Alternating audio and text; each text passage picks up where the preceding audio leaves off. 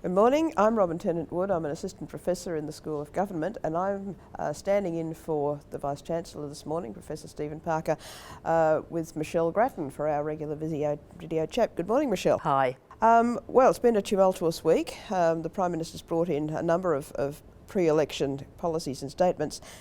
Primary among them, of course, is the emissions trading scheme to replace the carbon tax. How significant do you think that is?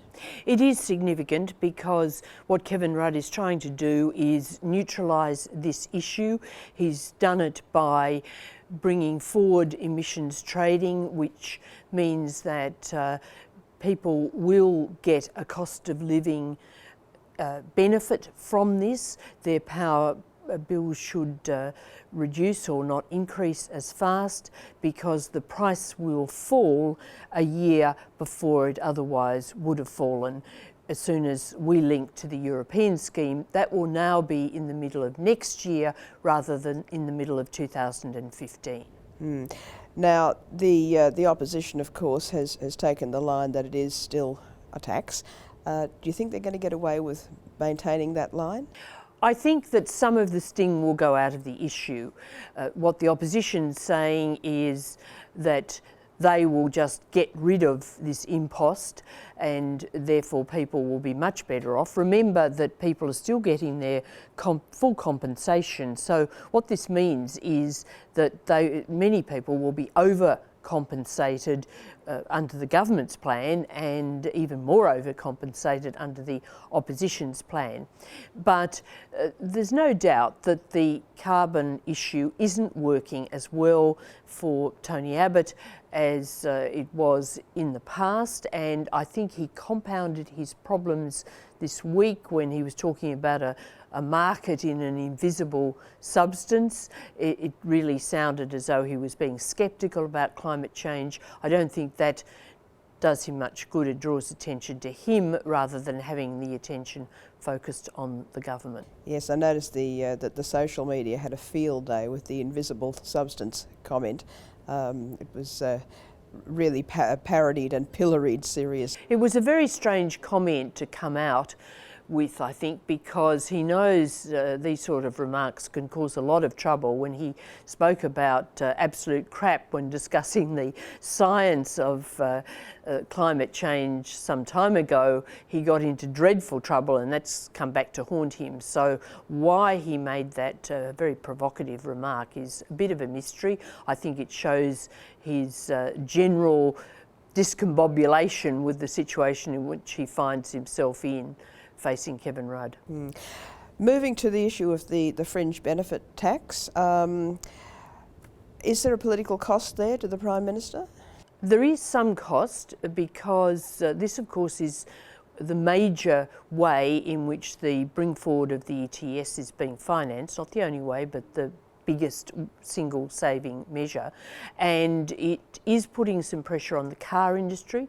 There is concern within the government about the car industry, and I think that the relevant Minister, Kim Carr, will be working on this matter to see whether the car people can be placated. The measure itself may well be fully justified, but there was a lot of publicity this week about one firm, for example, that said it was going to sack workers immediately, and that's not good.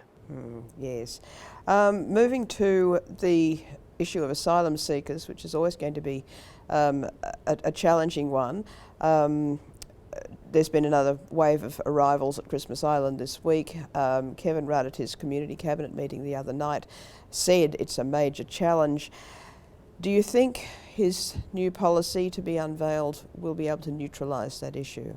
He's attacking it on all fronts, toughening the policy locally, doing deals with other countries to get a regional approach, and looking to wider global action. I think that he certainly is sending out the message to people that the government is hardline on this, that it believes a lot of these people are economic migrants rather than true refugees, and he really is pulling out all stops. Now, it has to be remembered that it was under Kevin Rudd that refugee policy was in fact softened. So in a sense, he's fixing up something that many critics would say he caused, or at least he partially caused, is probably much fairer to say. It is hard to know how voters will react because they have heard so many solutions before from the government. 3 years ago, Julia Gillard said she had to fix up this problem, and we had the East Timor solution, which of course came to absolutely nothing.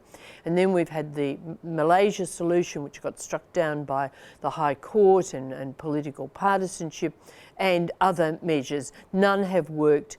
The numbers have increased, and I think the jury is out as to whether Kevin Rudd can really sell to people the argument that he does finally have some answers. Yes, yes. All of which, of course, is leading up to an election, which has to be held by November the 30th. Any thoughts on when he's going to look for an election or a dissolution of Parliament? When you talk to the insiders, there are still differences about whether this is likely to be earlier or later, but I think now that you've got the situation where everyone is on election alert, that it could come quite quickly. On the other hand, there could be changes of thoughts, and it's delayed a while, but the pressure is certainly on to go sooner rather than later. So sooner than Julia Gillard's September the 14th, do you think?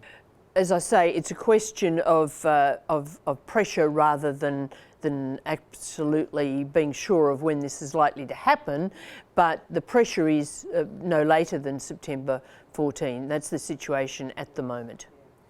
Now, Kevin Rudd moved very quickly to look at reforming the Labor Party, particularly over the election of the leadership. Caucus is meeting on Monday. What do you think the strategy is with Labor Party reform? Kevin Rudd is to some extent running against the Labor Party, saying, well, it's got problems and I'm going to fix them up. And of course he moved quickly on New South Wales. He's also moved boldly to say, well, if you elect me, the rules will be changed in such a way that I can't be turfed out like I was last time. And caucus will agree to this change.